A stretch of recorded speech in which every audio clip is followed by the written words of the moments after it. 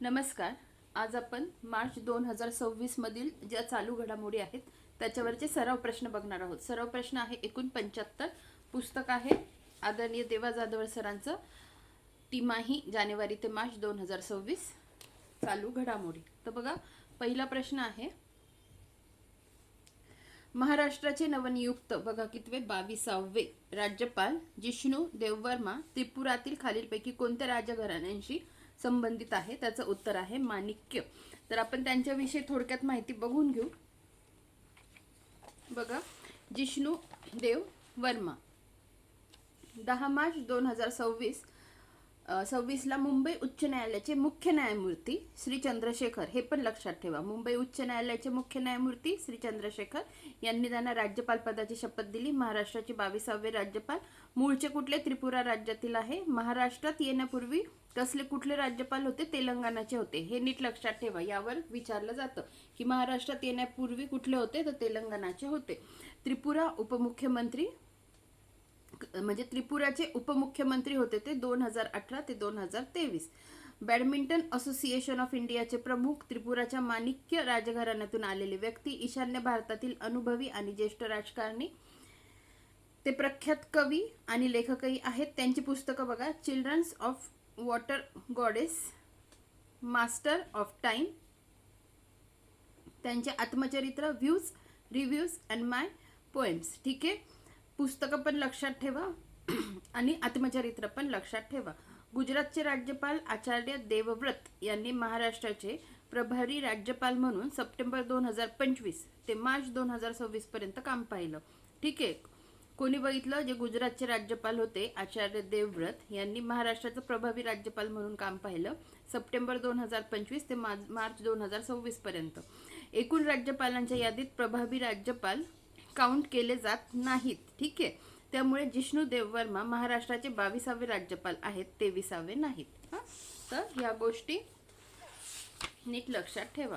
पुढचा प्रश्न बघा, डॅश डॅश यांची इराणचे सर्वोच्च नेते म्हणून निवड करण्यात आली. तर कोणाचे? Mojtaba Khamenei. ठीक आहे, 2026-27 महाराष्ट्र शासन खालीलपैकी कोणते वर्ष साजरे करणार आहे? तर सामाजिक समता व समरसता वर्ष. ठीक आहे, सामाजिक समता व समरसता वर्ष 2026-27 महाराष्ट्र शासन हे वर्ष साजरं करणार आहे. त्याच्यानंतर भारताचा 93वा ग्रँड मास्टर आरव डेंगला कोणत्या राज्यातील आहे? तर महाराष्ट्रातील तो आहे. त्याचं पण आपण बघून घेऊ.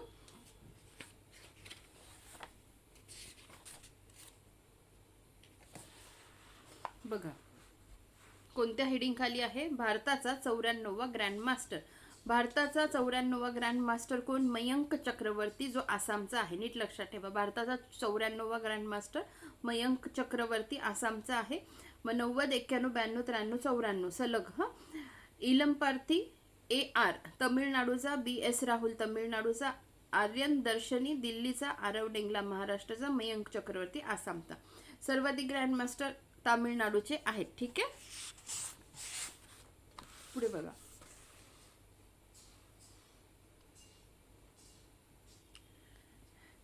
जागतिक स्तरावरील पहिले स्वदेशी स्वायत्त सागरी जहाज बांधणी आणि प्रणाली केंद्र डॅश डॅश या राज्यात उभारले जाणार आहे. तो कोणत्या राज्यात? आंध्र प्रदेशमध्ये.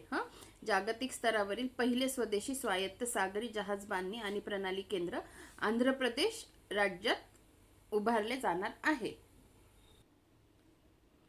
तर बघा, त्या अनुषंगाने आपण ती न्यूज बघून घेऊ थोडक्यात की पहिले स्वायत्त सागरी जहाज बांधणी आणि प्रणाली केंद्र भूमिपूजन झालं 13 मार्च 2026 ला. उद्घाटन नारा लोकेश, आंध्र प्रदेशचे मंत्री. कोणाद्वारे? सागर डिफेन्स इंजिनिअरिंग, मुंबई. संस्थापक निकुंज पराशर. ठिकाण जुव्वालादिने मासेमारी बंदर, नेल्लोर, आंध्र प्रदेश. नीट लक्षात ठेवा, हे पण लक्षात ठेवा, नेल्लोर. जुव्वालादिने मासेमारी बंदर, नेल्लोर, आंध्र प्रदेश न विचारता किंवा नेल्लोर असं विचारलं की पहिले स्वायत्त सागरी जहाज बांधणी आणि प्रणाली केंद्र नेल्लोर या ठिकाणी चालू केलं, तर ते खालीलपैकी कोणत्या राज्यात आहे? केरळ, तामिळनाडू, आंध्र प्रदेश, तेलंगणा.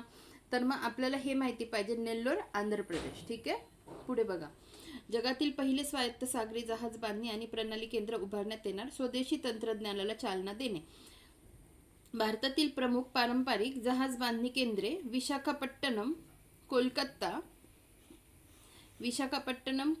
कोची, मुंबई येथे स्थित आहेत. बघा, भारतातील प्रमुख पारंपरिक जहाज बांधणी केंद्र कुठं कुठं? विशाखापट्टणम, कोलकाता, कोची, मुंबई येथे स्थित आहे. तर हे नवीन केंद्र अत्याधुनिक तंत्रज्ञानावर भर देणारे पहिले विशेष केंद्र असेल. ठीक आहे, हे 4 पण लक्षात ठेवा. विशाखापट्टणम, कोलकाता, कोची आणि मुंबई. नंतर नेल्लोर जिल्ह्यात उभारण्यात येणारी ही सुविधा पुढील पिढीतील सागरी तंत्रज्ञानाच्या विकास आणि उत्पादनावर लक्ष केंद्रित करेल, ज्यामध्ये मानवरहित पृष्ठभागावरील जहाजे USVS म्हणजे अनमॅन्ड सरफेस व्हेइकल्स, स्वायत्त पाण्याखालील वाहने म्हणजे ऑटोनॉमस अंडर वॉटर व्हेइकल, बुद्धिमान नेव्हिगेशन सिस्टीम, सागरी सेन्सर्स, कम्युनिकेशन नेटवर्क आणि स्वायत्त ऑपरेशनसाठी कमांड अँड कंट्रोल प्लॅटफॉर्म यांचा समावेश आहे. पहिल्या टप्प्यात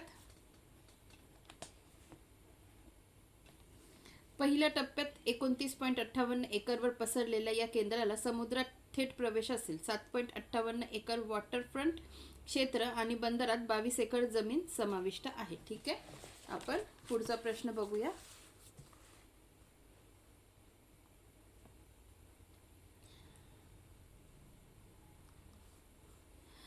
(2027) जनगणना शुभंकर काय आहे? तर काय आहे? प्रगती महिला आणि विकास पुरुष. ठीक आहे, आपण हे पण थोडक्यात बघून घेऊ.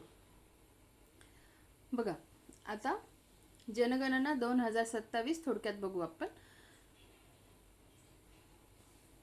2 टप्प्यात जनगणना होणार आहे. किती? 2 टप्प्यात. पहिल्यांदाच डिजिटल, हे लक्षात ठेवा, 2 टप्प्यात. नंतर डिजिटल जनगणना पहिल्यांदाच. स्वतःची माहिती ऑनलाईन भरता येईल ही सुविधा प्रथमच उपलब्ध करून देण्यात आली. शुभंकर बघा, प्रगती आणि विकास. 2 टप्प्यात. पहिला टप्पा घर सूचीकरण व गृहनिर्माण जनगणना. House listing and housing census, हे नीट लक्षात ठेवा. House listing and housing census, HLO. पुढे बघा, दुसरा टप्पा लोकसंख्या गणना, पॉप्युलेशन इन्युमरेशन, PE. लक्षात ठेवा हे. House listing and housing census, HLO. नंतर पॉप्युलेशन इन्युमरेशन. नंतर हिमाच्छादित भागासाठी 10 ऑक्टोबर 2026 पासून. हे 2 पण महत्वाचे आहे. हिमाच्छादित भागासाठी कधीपासून आहे? 10 ऑक्टोबर 2026 पासून आहे. आणि सर्व राज्य आणि केंद्रशासित प्रदेशांसाठी बघा 1 मार्च 2027 पासून. डिजिटल प्लॅटफॉर्मचे 4 सॉफ्ट लॉन्च केले. उद्देश काय? जनगणना प्रक्रिया अधिक जलद, अचूक आणि पारदर्शक होणार. त्याच्यासाठी हे महत्वाचे आहेत. आता बघा, house listing block creator web app काय आहे? HLBC. आता हे जे आहे ना, या सगळ्यांचे फुल फॉर्म तुम्हाला माहिती पाहिजे. जर पेपरमध्ये विचारलं तर माहिती असायला पाहिजे. HLBC house listing block creator web app. HLO mobile application house listing operation. स्वगणना self enumeration CMMS census management and monitoring system portal. ठीक आहे. आता HLBC वेब म्हणजे फुल फॉर्म काय होता HLBC वेबचा? तर हाऊस लिस्टिंग ब्लॉक क्रिएटर हे वेब मॅप आधारित ॲप असून 4 अधिकाऱ्यांना उपग्रह प्रतिमांच्या मदतीने घरांची यादी ब्लॉक तयार करता येतो. यामुळे देशभरात भौगोलिक कव्हरेजचे मानकीकरण सुनिश्चित होते. पुढे HLO मोबाईल ॲप्लिकेशन म्हणजे काय? House listing operation. हे एक सुरक्षित ऑफलाईन मोबाईल ॲप आहे.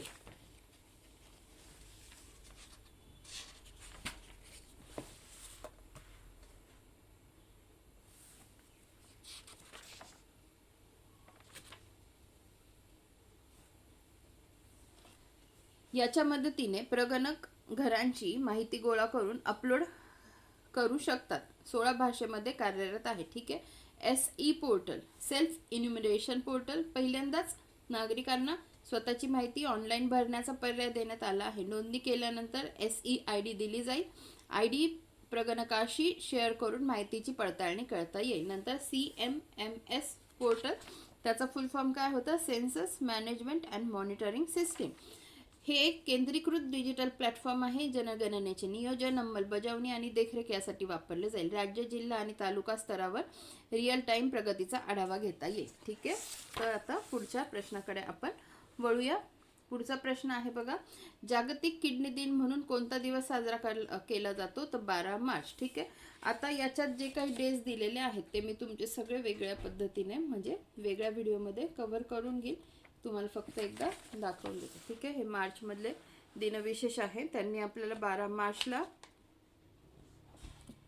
प्रश्न विचारला. जागतिक किडनी दिन, सर्वांसाठी किडनीचे आरोग्य, लोकांची काळजी, ग्रहाचे संरक्षण, ही काय होती? थीम होती 2026 ची.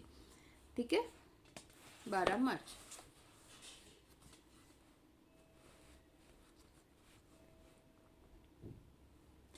महाराष्ट्र शासनाने डॅश डॅश लाख रुपयांपर्यंत कर्जमाफी देण्याकरता पुण्यश्लोक अहिल्यादेवी होळकर कर्जमाफी योजना सुरू केली. बघा, महाराष्ट्र शासनाने डॅश डॅश लाख रुपयांपर्यंत कर्जमाफी देण्याकरता पुण्यश्लोक अहिल्यादेवी होळकर कर्जमाफी योजना सुरू केली. किती? 2 लाख रुपयांपर्यंत कर्जमाफी देण्याकरता. ठीक आहे. पुढे बघा, इच्छा मरणाची परवानगी मिळवणारे भारतातील पहिले व्यक्ती कोण आहेत? तर कोण आहेत? हरीश राणा हे आहेत. पुढे बघा, CAA म्हणजे सिटिझनशिप अमेंडमेंट ऍक्ट अंतर्गत भारतीय नागरिकत्व मिळवणारी पहिली महिला कोण आहे? आसाम. कोण आहे? तर देपाली दास. देपाली दास. नंतर रायसिना संवाद 2026 ला प्रमुख पाहुणे म्हणून अलेक्झांडर स्टब. बघा, अलेक्झांडर स्टब हजर होते. ते कोणत्या देशाचे अध्यक्ष आहेत? तर फिनलँडचे आहेत. मागच्या वेळेस आय थिंक न्यूझीलंडचे आले होते, मी चेक नाही केलं, पण न्यूझीलंडचे आहेत एवढं मला आठवतं. तर ह्या वर्षीचे पण लक्षात ठेवा आणि मागच्या वर्षीचे पण लक्षात ठेवा. एकदा क्रॉस चेक करून घ्या, कारण मी आत्ता चेक केलं नाही आहे. ठीक आहे. त्यांचं नाव पण मला डोळ्यासमोर आहे पण आठवत नाही आहे. तर हे पण आपण बघून घेऊ की